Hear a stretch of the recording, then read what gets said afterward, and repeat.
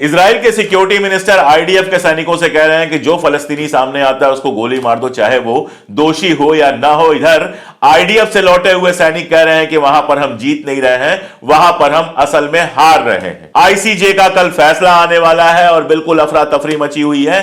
Biden ने CIA के chief से कहा है कि कैसे भी करके जाओ, मोसाद के चीफ से बात करो और वहां पर समझौता कराओ।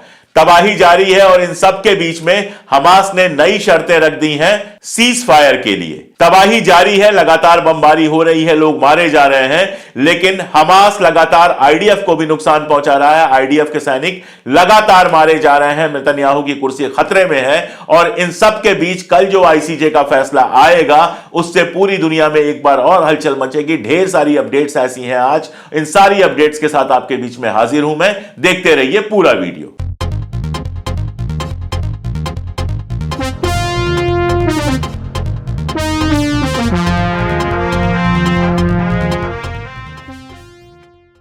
नमस्कार, गणतंत्र दिवस की शुभकामनाएं आपको। देश का गणतंत्र, देश का संविधान जिंदा रहे ताकि हम सब चैन की सांस ले सकें, ताकि हम सब तिरंगे के नीचे शान से रह सकें। हिंदू, मुसलमान, सिख, ईसाई, दलित सब एक साथ सुख से रह सकें, इसलिए ही हमारा संविधान बना था।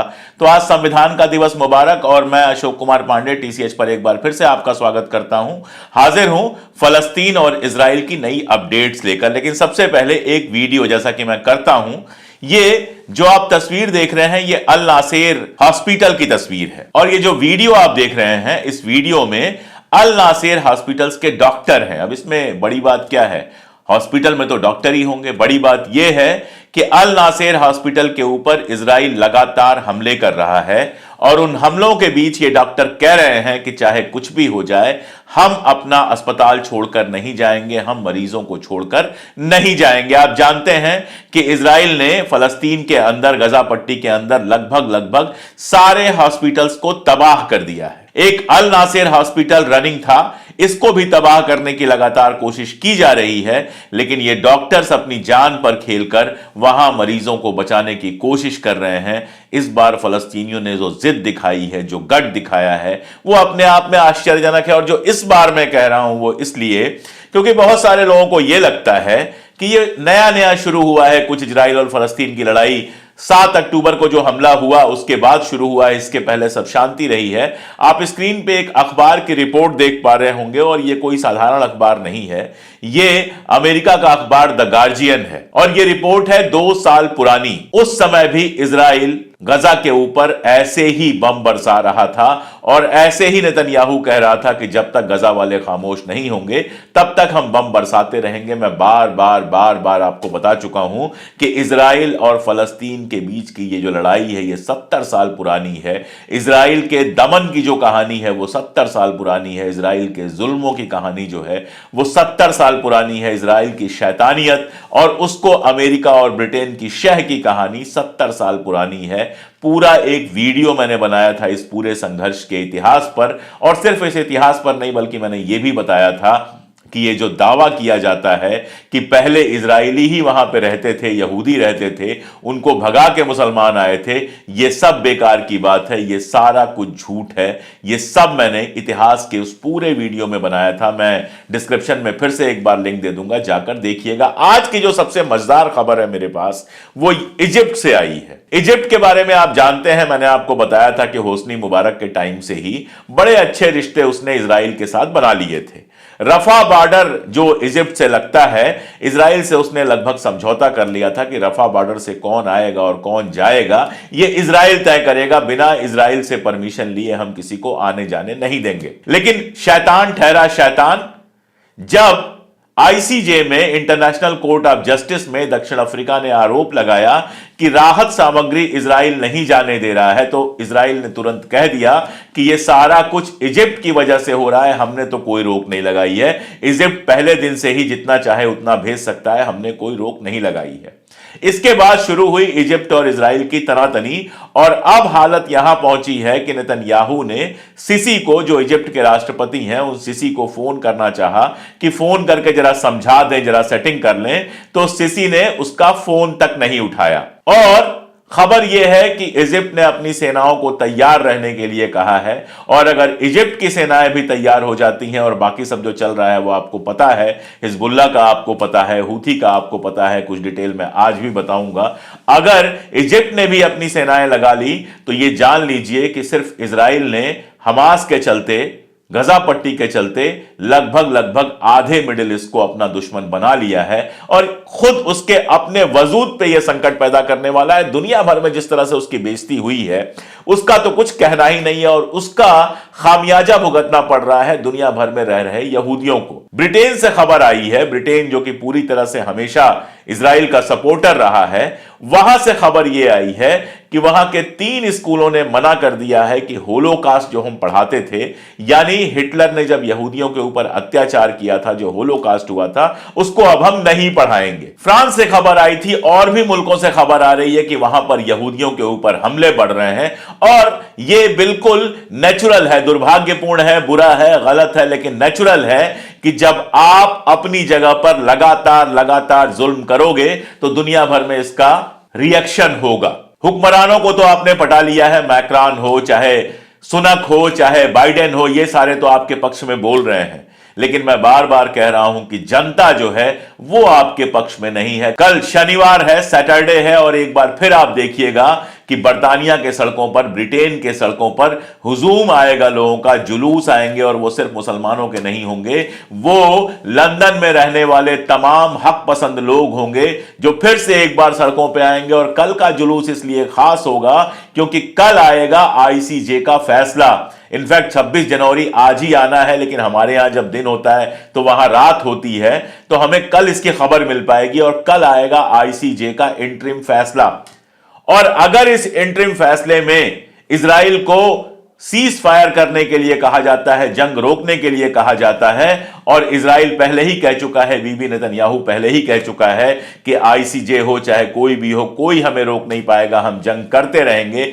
अगर ऐसा होता है तो दुनिया भर में जिस तरह का रिएक्शन होगा वो आज नेतन्याहू सोच भी नहीं पा रहा होगा, वैसे सोच पा रहा होगा, उसको नींद नहीं आ रही। आईसीजे के रिएक्शन पे पहले ही, आईसीजे का फैसला आने से पहले ही हमास ने एक ऑफिशियल बयान जारी किया है। हमास ने कहा है कि अगर आईसीजे युद्ध विराम का फैसला करता है, जंग रोकने का फैसला करता है, तो हम उस फैसले के साथ हैं, बशर्ते इजराइल भी उस फैसले को माने। यानी इजराइल अगर सीज फायर करता है, गजा से अपनी सेनाएं हटा देता है, तो हम भी कोई नया हमला नहीं करेंगे। तब तक नया हमला नहीं करेंगे जब तक इजराइल हमला नहीं करता है। दूसरी शर्त यह है कि हम सारे अगवा किए लोगों को छोड़ने को तैयार हैं, बशर्ते इजराइल भी हमारे सारे लोगों को रिहा करे और गजा पट्टी को छोड़कर चला जाए। अब नेतन्याहू बातें बहुत बड़ी बड़ी कर रहा है, लेकिन जिस तरह का प्रेशर उसके ऊपर पड़ रहा है वो मैं लगातार आपको बता चुका हूं। जो सबसे नई खबर है वो ये है कि बाइडेन ने सीआईए के जो चीफ होते हैं, उनके जो इंटेलिजेंस के डायरेक्टर होते हैं, इन लोगों को डिप्लॉय किया है कि बात करो मोसाद के चीफ से।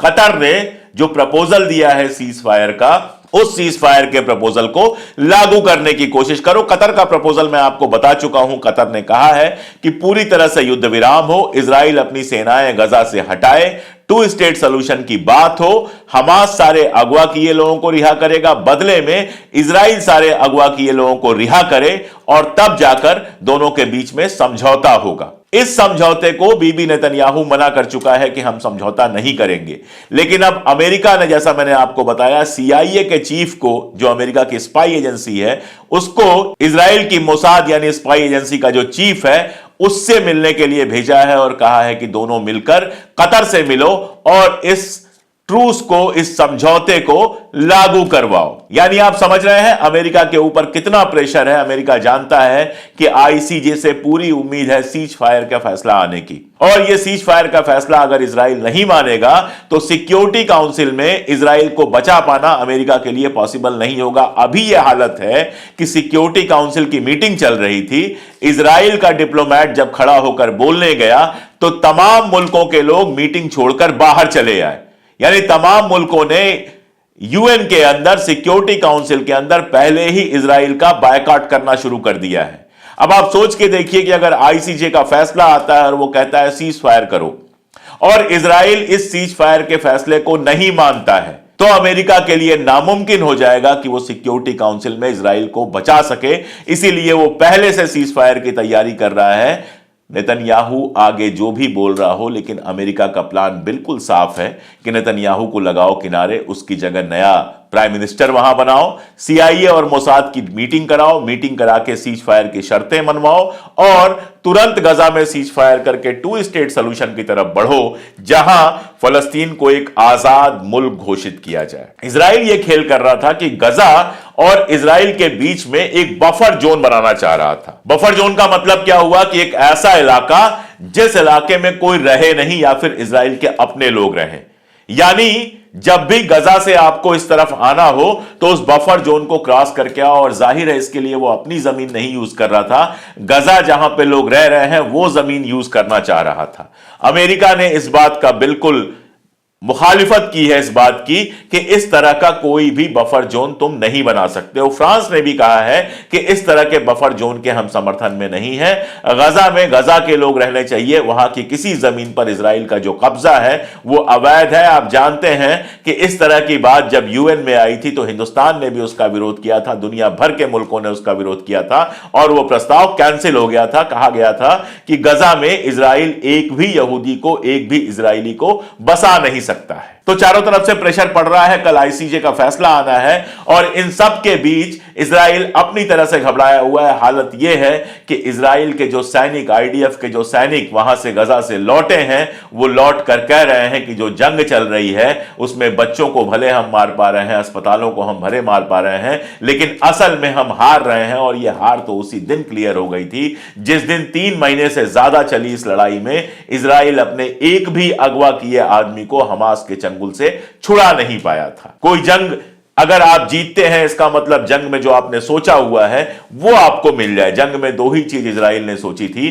कि गजा को पूरी तरह से खाली करके गजा के लोगों को कहीं और भगा देंगे और वहां अपने लोगों को बसा देंगे, और दूसरा अगवा किए हुए सारे लोगों को रिहा करा लेंगे, हमास को पूरी तरह से खत्म कर देंगे। ना तो वो हमास को खत्म करा पाया है, ना तो अगवा किए एक बंदे को रिहा करा पाया है, और ना ही गजा के लोग इतनी मौतों के बावजूद, इतने सारी तबाही के बावजूद गजा छोड़ने को तैयार हैं। और अब सारी दुनिया कह रही है कि 2 स्टेट सोल्यूशन की जगह कुछ भी और नहीं आ सकता, फलस्तीन को आजाद करना होगा, फलस्तीन आजाद होगा और 2 स्टेट बनेंगे तभी वहां पे शांति रहेगी। ये सारा कुछ अब सारी दुनिया कह रही है, तो इजराइल की हार तो बिल्कुल साफ है, ये लाजिम भी था और ये हुआ भी। आप सोच के देखिए कि यूरोप से भी अब बेल्जियम और नॉर्वे जैसे देश सामने आते हैं और सामने आकर साफ साफ कहते हैं कि सीज फायर होना चाहिए।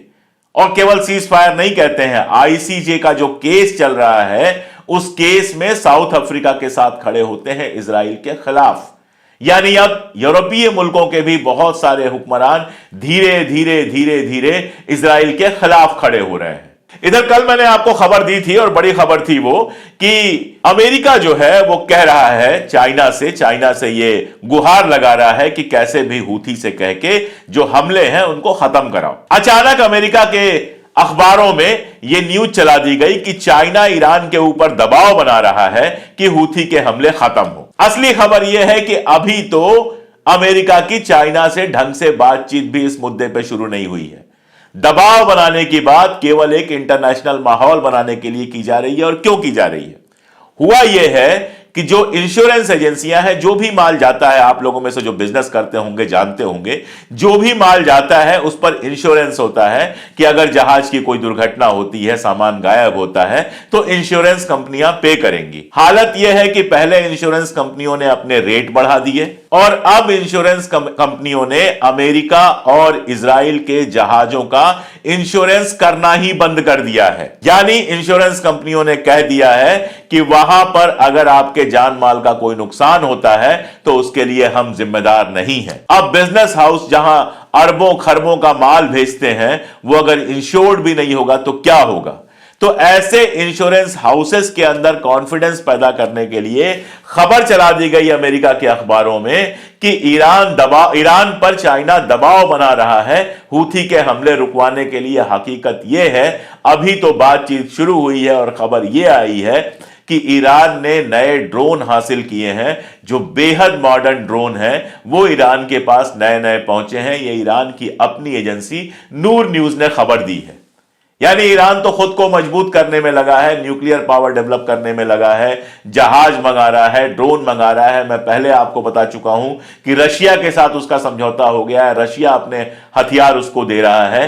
अभी ईरान पर चाइना के दबाव का कोई सवाल ही नहीं बनता है, लेकिन मार्केट से खेलने के लिए अमेरिका का गोदी मीडिया, जो खुद भी बिजनेसमैन का होता है, वो लगातार इस तरह की खबरें चलाना शुरू कर चुका है। इस बात की हकीकत आप इसी बात से समझ लीजिए कि कुवैत जैसा देश जो पूरी तरह से अमेरिका के साथ रहता है, उसने आयल भेजना ही बंद कर दिया है। उसने कहा है कि जब तक यह हूथी वाला विवाद नहीं सुलझता है, हम अपना आयल, अपना शिप भेजेंगे नहीं।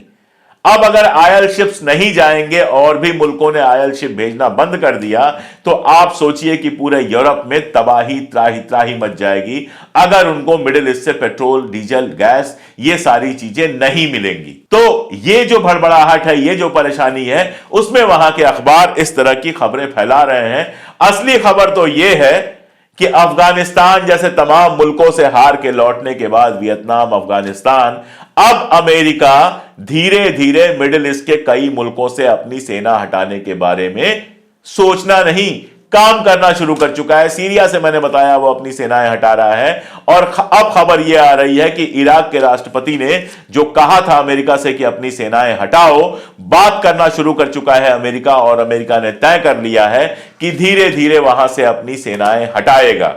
यानी इजराइल की सरपरस्ती कुल मिला के अमेरिका को बहुत भारी पड़ रही है।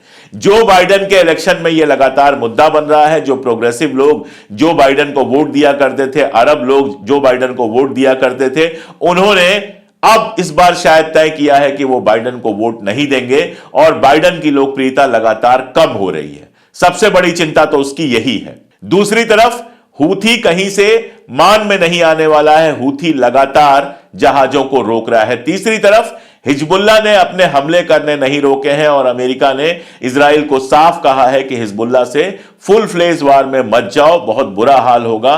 तो इजराइल चाह के भी हिजबुल्लाह से फुल फ्लेज वार नहीं कर पा रहा है, हमले कर रहा है लेकिन फुल फ्लेज वार नहीं कर पा रहा है। जो लोग लेबनान बॉर्डर छोड़कर गए थे इजराइल के, जिनकी संख्या 2 लाख तक हो सकती है, वो वापस लौट के आने को तैयार नहीं है। वहां लगातार रॉकेट और बम गिर रहे हैं। इधर हमास के साथ कैसे भी समझौता करो, यह अमेरिका कह रहा है। इजराइल को मैंने आपको बताया कि बाकायदा CIA और मोसाद की मीटिंग्स हो रही हैं, और साफ लग रहा है और साफ दिख रहा है कि जितनी भी तबाही कर ले, तबाही में कोई कमी नहीं है। और इजराइल इस हद तक गिरा हुआ है कि वहां पर जो राहत का सामान आ रहा है, वो राहत भी नहीं पहुंचने दे रहा है, अस्पतालों को तबाह कर रहा है। साउथ गजा में लगातार बमबारी हो रही है, खान यूनुस में, साउथ गजा में लगातार लोगों को मार रहा है। लेकिन जो उसका लक्ष्य था, जिस काम के लिए वो गया था, एक भी बंदे को, एक भी अगवा किए गए बंदे को वो आज तक रिहा नहीं करा पाया है। इधर नेतन्याहू के ऊपर लगातार प्रेशर पड़ रहा है। तो अब अमेरिका चाहता है कि ICJ का फैसला अगर आता है, जिसकी पूरी उम्मीद है कि इजराइल के खिलाफ आएगा, तो फटाफट यहां पर सीज फायर करा ले। और सीज फायर का मतलब इजराइल की एक और हार होगी, उसको सारे फलस्तीनियों को छोड़ना पड़ेगा, गजा पट्टी खाली करनी पड़ेगी, और सऊदी अरबिया के साथ साथ सारे मुल्क जो दबाव बना रहे हैं कि 2 स्टेट सोल्यूशन हो, फलस्तीन को आजाद करना पड़े, वो करना पड़ेगा। कल ICJ कोर्ट का फैसला आएगा, और उसके बाद सारी दुनिया के हालात बदलेंगे। मैं पूरी डिटेल में आपको वो सारा कुछ बताऊंगा, लेकिन उसके पहले मेरे बगल में आप एक देख पा रहे होंगे बार कोड। वो बार कोड है हमारी मेंबरशिप लेने का, वो बार कोड है अपना समर्थन हमें दिखाने का।